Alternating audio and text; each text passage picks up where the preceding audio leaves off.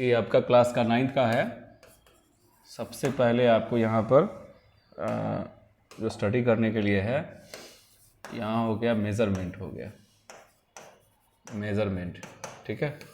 तो एक्चुअली में मेज़रमेंट क्यों नीड है ये आपको समझना होगा। मेज़रमेंट नीड का मतलब यहाँ पे इसलिए हो जाता है क्योंकि आप जैसे ही चैप्टर में एक एक चैप्टर में सबसे पहले आपका एक चैप्टर आता है, सबसे पहले मोशन आएगा, ठीक है। आफ्टर ऑल पहले फिजिक्स की बात कर रहे हैं, फिजिक्स की बात कर रहे हैं, तो सबसे पहले आपका हो गया मोशन हो गया। सेकेंड में आपका हो जाता है न्यूटन्स, ये हो जाएगा न्यूटन्स लॉज ऑफ मोशन, ठीक है। न्यूटन्स लॉज ऑफ मोशन हुआ। थर्ड चैप्टर आपका हो जाता है ग्रेविटेशन, ठीक है, ग्रेविटेशन हो जाएगा।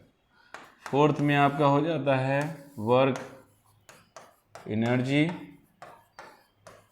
एंड टाइम, सॉरी पावर, ये ठीक है, ये तो हो गया।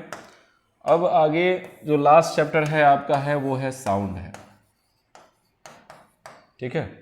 तो ये आपका 5 चैप्टर है फिजिक्स में। ये टोटल का टोटल आपको फिजिक्स ही है, और इस फिजिक्स में आपको पूरा का पूरा काइनेटिक्स ही है।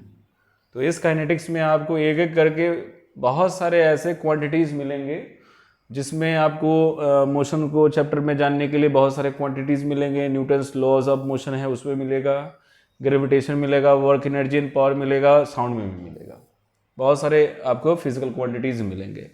तो इसी कारण से सबसे पहले इन सारे चैप्टर को समझने के लिए हम मेजरमेंट चैप्टर को एक थोड़ा सा स्टार्टिंग के चैप्टर में डेमोन्स्ट्रेट करने के लिए फिर इस पे हम ध्यान देते हैं इस पे, ठीक है, ताकि आपको सब कुछ अच्छे ढंग से समझ में आ जाए। तो ऐसा इसलिए मैंने आपको बता रहा था कि सबसे पहले आपको एक चीज़ जानना होता है, फिजिकल क्वांटिटी, ठीक है, फिजिकल क्वांटिटी होता है। तो फिजिकल क्वांटिटी कौन कौन से हो सकता है, ठीक है।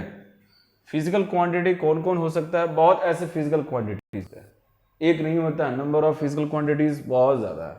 आप 9th के अकॉर्डिंग देखोगे तो आपको इसमें आपको सबसे पहला चैप्टर आपका है जो मोशन में है, आपको मिलेगा डिस्टेंस मिलेगा, डिस्प्लेसमेंट मिलेगा, स्पीड मिलेगा, ठीक है, और उसके बाद आपका एक्सेलरेशन मिलेगा, और फिर उसके बाद में आपको और भी है, फिर आपको न्यूटन्स लॉज ऑफ मोशन में आपको फोर्स मिलेगा, इम्पल्स मिलेगा, फिर उसके बाद में आपको मोमेंटम मिलेगा, ये सब है ग्रेविटेशन, फिर ग्रेविटेशन फोर्स मिलेगा, वर्क, एनर्जी, पावर हो गया, साउंड हो गया। इन सब में आपको कुछ ना कुछ फिजिकल क्वांटिटी जरूर मिलेगा। तो आपको 9th स्टैंडर्ड के अनुसार में आपको बहुत ऐसे मतलब आने वाला है फिजिकल क्वांटिटी। फिर आप 10th जाओगे, फिर से आपको फिजिकल क्वांटिटीज मिलेगा। तो ये सारे चीज़ का एक फ्रेमवर्क बना हुआ है। इस फ्रेमवर्क की वजह से आपको इन सारे चीज़ों को जानने का मौका मिल जाता है। Okay, any confusion? ओके जी, फीडबैक ज़रूरी है, तब पता चलेगा कि हाँ आपको समझ में आ रहा है। तो फिजिकल क्वांटिटी इसमें देखा जाए तो 2 तरह का होता है। एक सबसे हाँ, तो 2 तरह का हो गया। एक हो गया आपका वेक्टर हो गया, वेक्टर क्वांटिटी हो गया, और दूसरा हो जाता है स्केलर हो जाता है, ठीक है, स्केलर क्वांटिटी हो जाता है। तो स्केलर क्वांटिटी हो गया, ये हो गया आपका। तो आपको सबसे पहले फिजिकल क्वांटिटी का बहुत सारा एग्जांपल आप देख सकते हैं, इसमें बहुत सारा एग्जांपल हो सकता है फिजिकल क्वांटिटीज का। जैसे आप मास बनाओ, ये भी है आपका फिजिकल क्वांटिटीज। टाइम हो गया, ये भी है एक फिजिकल क्वांटिटीज। स्पीड है, ये भी एक फिजिकल क्वांटिटी है। ऐसे भी आपको मैंने बताया है, डिस्प्लेसमेंट हो गया, डिस्प्लेसमेंट हो गया, ये भी एक फिजिकल क्वांटिटीज है। फिर आपको यहाँ पर आएगा फोर्स आएगा, ये भी एक फिजिकल क्वांटिटीज है। और फोर्स के बाद में आपको इम्पल्स हो सकता है, इम्पल्स है। तो ये बहुत है, ऐसा नहीं है कि मतलब एक लिमिटेड है, अनसर्टेन है, बहुत ज़्यादा हो सकता है इसमें आपको लेकिन इसमें 2 कैटेगरी इसकी होती आती है। इसमें वेक्टर हो जाता है, दूसरा स्केलर हो जाता है, ठीक है। तो वेक्टर से मतलब यहाँ पर हो जाता है इसका कि डायरेक्शन होगा और प्लस इसका मैग्नीट्यूड हो जाता है, ठीक है। डायरेक्शन होता है, दूसरा मैग्नीट्यूड होता है, लेकिन इसमें आपका सिर्फ क्या होगा, यहाँ पर सिर्फ इसमें मैग्नीट्यूड होता है इसमें, ठीक है। इसमें सिर्फ क्या होगा, मैग्नीट्यूड होगा, दैट्स इट, इतना ही होता है आपको। तो दोनों में एक थोड़ा सा डिफरेंसेज हो जाता है डायरेक्शन का, ठीक है। सिर्फ इसमें किसका एक हो जाता है, डायरेक्शन का, कि इसमें डायरेक्शन नहीं होता। बस ये चीज़ आपको जानकारी रखना है। दोनों में सिमिलरिटी है मैग्नीट्यूड का, ये हो सकता है, ठीक है। तो अगर आपसे पूछा जाए कि how what is vector quantity, the quantity which has the direction and also magnitude which is called the vector quantity, and the quantity which has the magnitude which is called the scalar quantity, that's it, okay. these are the concept of the vector quantity and scalar quantity. Whenever you will go in the different classes, you will see the different quantities will be there, okay. First of all, you have to understand कि this is the vector quantity or not. How do you find out कि it will be vector or a scalar? At first you have to understand कि that quantity has direction or not. उस quantities के पास direction है ही नहीं है, okay. अगर if that quantity having the direction, it means absolutely it having the something magnitude will be there, it means that will be vector quantity. Or suppose already suppose that quantity only the magnitude is there, that quantity having magnitude only, it means that will be the scalar quantity, okay. any confusion इसमें? चलिए, आपको confusion है कोई? चलिए, तो ये तो clear हो गया। इसमें वेक्टर में और स्केलर में बहुत ऐसे क्वांटिटीज मिलेगा, जैसे इसी में आपको मैंने बताया, मास हो गया, स्केलर क्वांटिटी हो गया, टाइम स्केलर है, इम्पल्स वेक्टर है, डिस्प्लेसमेंट वेक्टर है, स्पीड वेक्टर है, मैंने एक गलत बोला, स्पीड जो हो गया स्केलर हो गया, वेक्टर नहीं हो गया, वो फ्लो में निकल गया था। तो डिस्प्लेसमेंट हो गया, वो आपका वेक्टर है, फोर्स वेक्टर है। अब कैसे ये वेक्टर है, तो इसलिए पहले इस क्वांटिटीज को हम जानते हैं, ठीक है, क्योंकि क्लास 8 में भी पढ़ना था, ये फोर्स पढ़ना था, फोर्स एंड प्रेशर पढ़ना था। तो ये वेक्टर कैसे है, वो भी डायरेक्शन के कारण से वो था, ठीक है। अब आगे छोटे छोटे जो टर्म कॉन्सेप्ट है वो आपको फिर से आने वाला है, जैसे डिस्प्लेसमेंट है, तो इन सब के बारे में मैं आपको बताऊंगा। तो ये सब तो मालूम चल गया कि हाँ आपका वेक्टर और स्केलर में क्या क्या मतलब कॉन्सेप्ट के दोनों का क्या कॉन्सेप्ट है, ठीक है। अब एक चीज है इसमें, आपको मैं ये बता सकता हूं, देखिए इसमें क्या होगा, अब जो बोलने वाला हूं हो सकता है कि आप सिर्फ उस बात को समझे, लेकिन आपको बिलीव नहीं होगा। एक क्वेश्चन आ जाएगा ब्रेन में कि हाँ ये सर लिख रहे हैं, ये कैसे हो जाएगा, ओके। जैसे सपोज करो कि अगर मैं यहाँ लिखता हूं कि it may B negative 0 and positive, ठीक है, तो आपके अंदर में एक कंफ्यूजन होगा कि नेगेटिव कैसे, जीरो कैसे, वेक्टर नेगेटिव भी हो सकता है, जीरो भी हो सकता है, पॉजिटिव भी हो सकता है, कैसे आएगा क्वेश्चन। क्योंकि कोई भी चीज़ें होती है ना, साइंस की चीज़ होती है, वो एक थ्योरेटिकली चीज़ों को हम लोग बिलीव कभी कभी कर पाते हैं, लेकिन कभी नहीं होता है, जाहिर सी बात है ना। तो नहीं होने का कारण है, जब तक वो प्रोसेस होगा नहीं, जब तक दिखेगा नहीं, तब तक उस चीज़ को हम नहीं मानते, है कि नहीं। अगर बोला जाए कि सूरज है, मतलब सन जो है आपका, यानी सूरज जो है वो आपका जो है ना, वो मतलब उसके अर्थ जो होता है वो सन के अराउंड मूव करता है, ठीक है। तो मूव करने के कारण से और इसके मूव करने के कारण से उसका रिवॉल्यूशन होता है, और रोटेशन के कारण से डे एंड नाइट होता है, ठीक है। फिर भी हम लोगों के अंदर में ये क्वेश्चन रहता है कि कैसे डे एंड नाइट होता है, इतनी बड़ा है, मतलब सन भाग गया तो रात हो गया, लेकिन फिर भी मैं देखना चाहता हूं बाहर से। तो इसके लिए क्या करते हैं, एक छोटा सा इमेजिन करते हैं, एक क्या करते हैं, यहाँ पर एक सामने बहुत बड़ा चीज जो है उसको यूज किया, बांध लेकर के सामने में, सामने में लेके बना दिया। अब सामने में तो ये दिख रहा है, लेकिन इसके अगर सपोज करो कि यहाँ पे सन है, और इसके कारण से इस पे लाइटिंग जो है एक मिनट, इस पे लाइटिंग आ रहा है इस पे, ठीक है। अब लाइटिंग की वजह से इसमें पूरा का पूरा एकदम ब्राइट हो गया, लेकिन फ्रंट साइड तो आपका एकदम शाइनी दिख रहा है, लेकिन बैक साइड क्या होगा? तो बैक साइड में देखेंगे हम लोग उसको, तो यहाँ पे डार्क दिखेगा, तो पता चल जाएगा अच्छा ऐसे नाइट होता है, तब रियलाइज होता है। वही चीज यहाँ पर है कि नेगेटिव, जीरो और पॉजिटिव होगा, तो इसको क्या करना होगा, किसी वेक्टर क्वांटिटी को रिलेट करके तब उसको हम समझेंगे। वही चीज वहां पर भी है कि स्केलर जो होगा वो आपका स्केलर जो होगा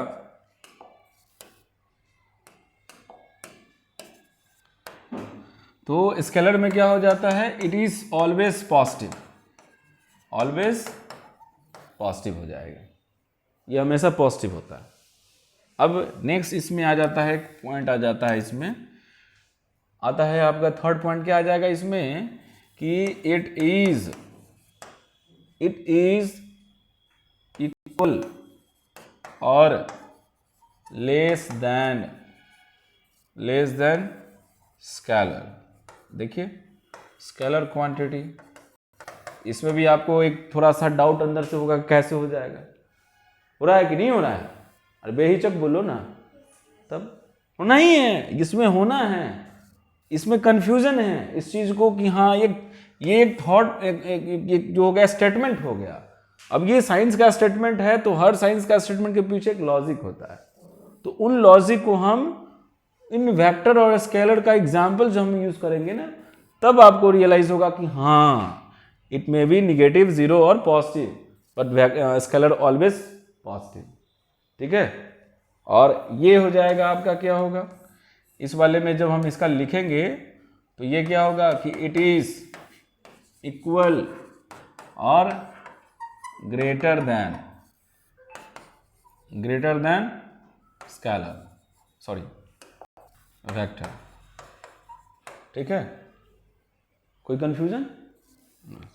तो ये 3 पॉइंट होते हैं इसमें, जो तीनों बहुत ही इंपॉर्टेंट है, तीनों को समझना जरूरत होता है। तो ये तो समझ में आ गया कि वेक्टर और स्केलर के बारे में। अब चलते हैं यूनिट पे, चलते हैं, ठीक है। हम इस पे आएंगे, थोड़ा सा क्वेश्चन रहेगा इसके बारे में, हम 1 बाय 1 करके समझ जाए, ताकि फिर यूनिट समझेंगे तब ना उसमें हम समझ पाएंगे, है कि नहीं।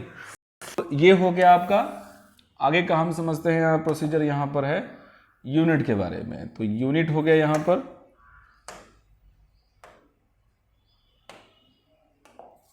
ये हो गया यूनिट, ठीक है। तो यूनिट क्या होगा, आप बता सकते हैं यूनिट क्या होता है?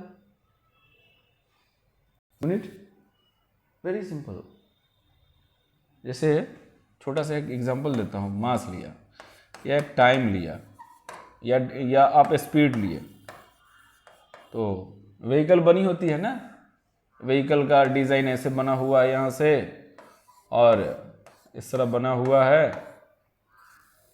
और यहाँ से आएगा, यहाँ से बना हुआ,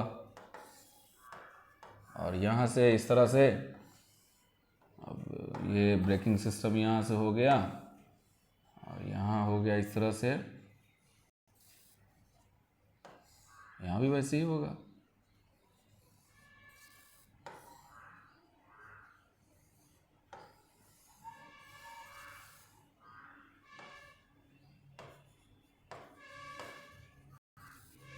ये हो गया इस तरह से, ठीक।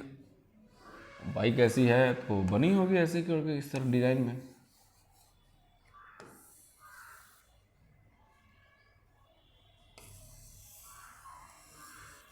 ऐसा बन गया इसमें।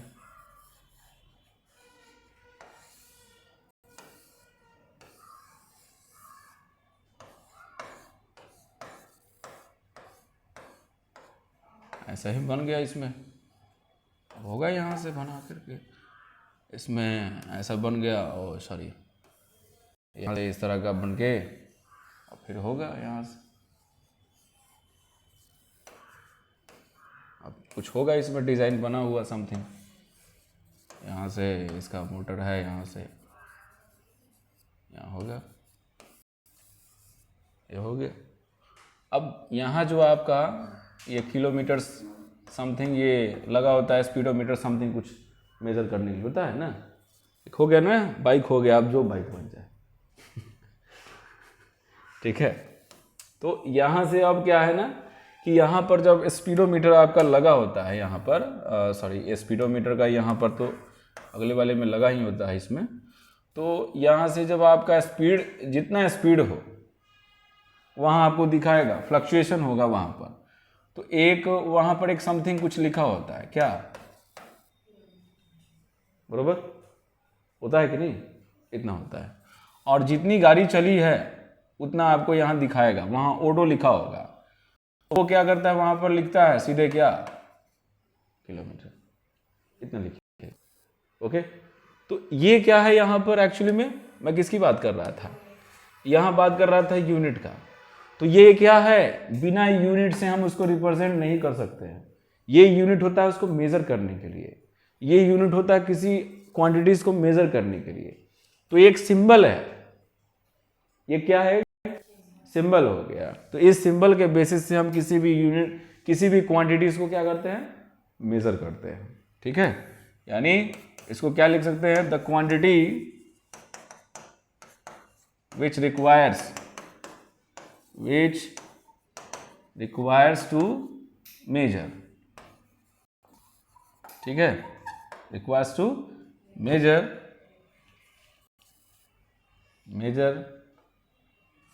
which is called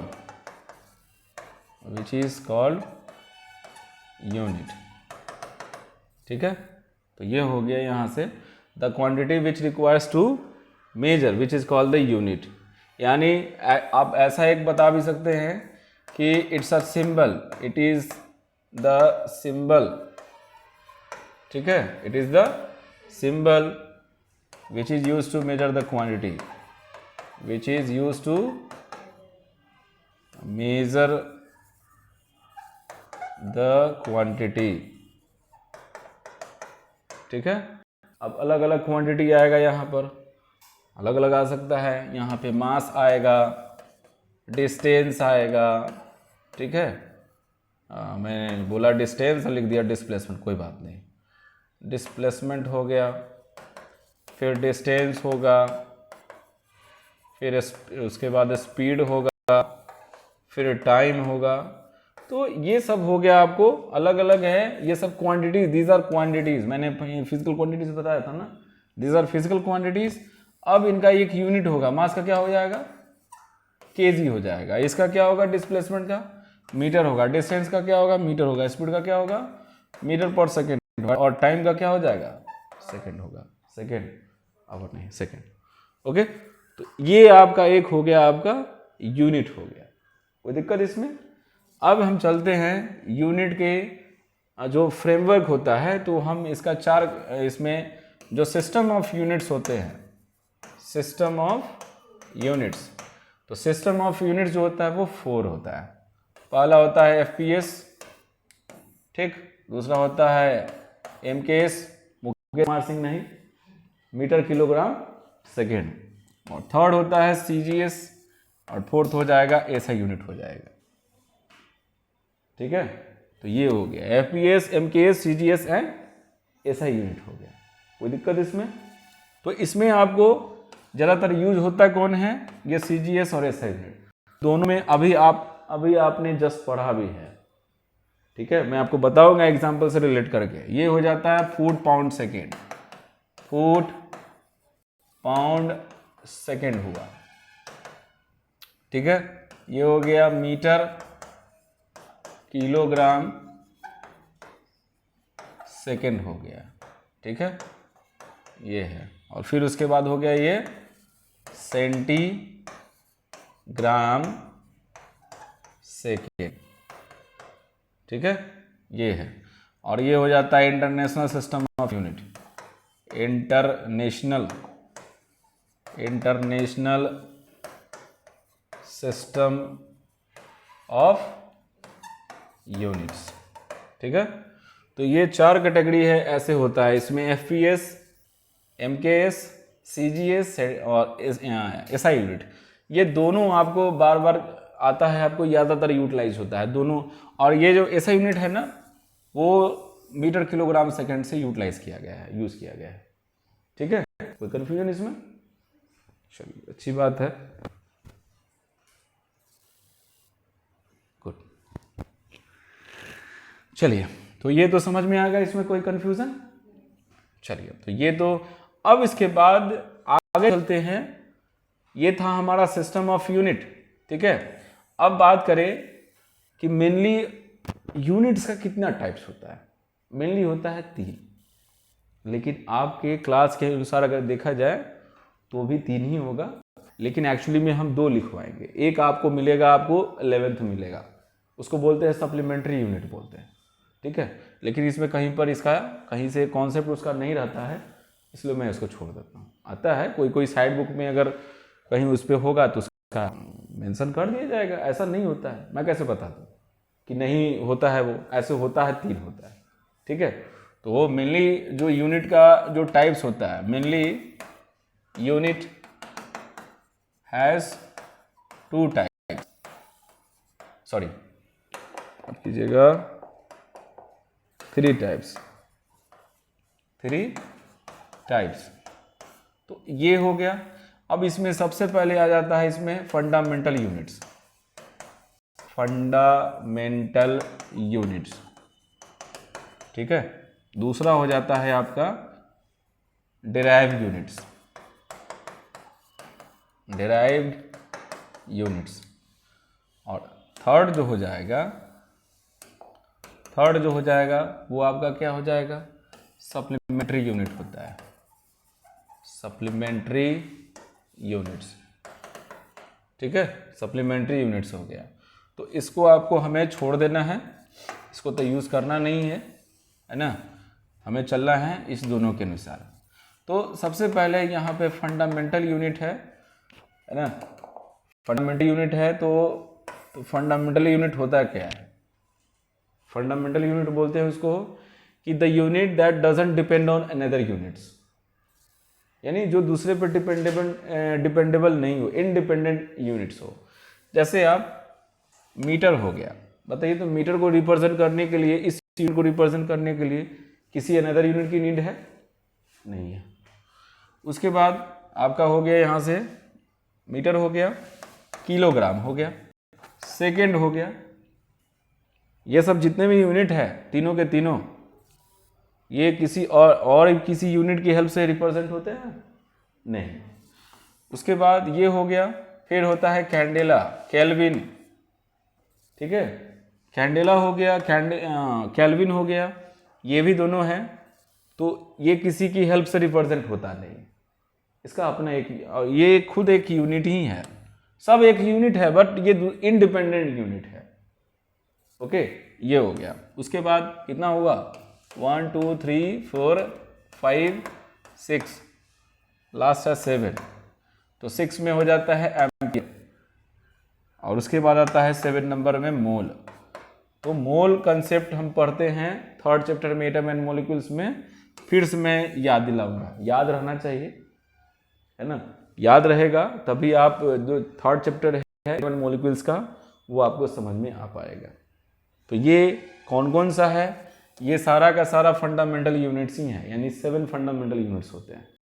तो ये यूनिट्स किसका है, तो पता है किसका है, डिस्टेंस का है। ठीक, ये किसका हो गया, मास का हुआ। ये किसका है, सेकेंड, टाइम का। कैंडेला हो गया, ल्यूमिनस,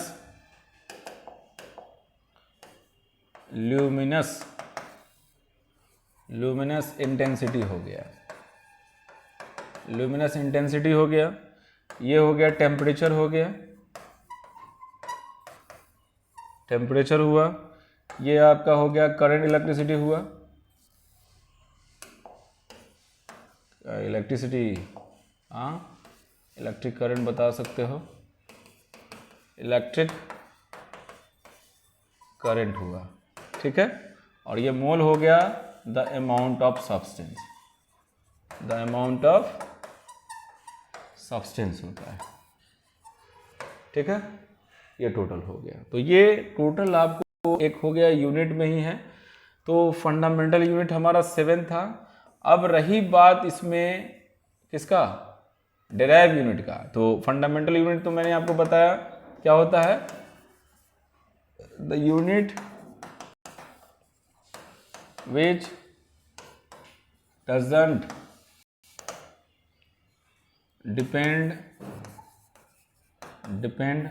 ऑन अनदर यूनिट, ठीक है। और उसके बाद डेराइव यूनिट जो हो जाता है, डेराइव यूनिट हो जाएगा इसमें डेराइव यूनिट्स। तो डेराइव यूनिट्स किसको बोलेंगे, that depends on fundamental units. पूछो कैसे, कैसे इसलिए जैसे आप सपोज कीजिए कि आप स्पीड का यूनिट रिप्रेजेंट करना है, तो क्या लिखिएगा, मीटर पर सेकेंड। तो मीटर किसका है, डिस्टेंस का ना, तो मीटर आया, सेकेंड आया ना, दो यूनिट को यूज करके तब स्पीड के यूनिट्स को हम रिप्रेजेंट करते हैं, इसलिए डेराइव यूनिट आ जाता है। समझ गए। और भी है, ऐसा नहीं कि एक्सेलरेशन है, एक्सेलरेशन हो गया, तो एक्सेलरेशन होता है मीटर पर सेकेंड स्क्वायर, ये भी वही है, एक्सेलरेशन हो गया मीटर पर सेकेंड स्क्वायर। तो मीटर है, डिस्टेंस और टाइम है, दोनों का यूटिलाइज करके तब जाकर के एक्सेलरेशन के यूनिट को रिप्रेजेंट कर पाते हैं। तो इसलिए ये डेराइव यूनिट होता है। यानी डेराइव यूनिट किस क्या बोलेंगे कि the unit which depends on fundamental units which is called the derive unit.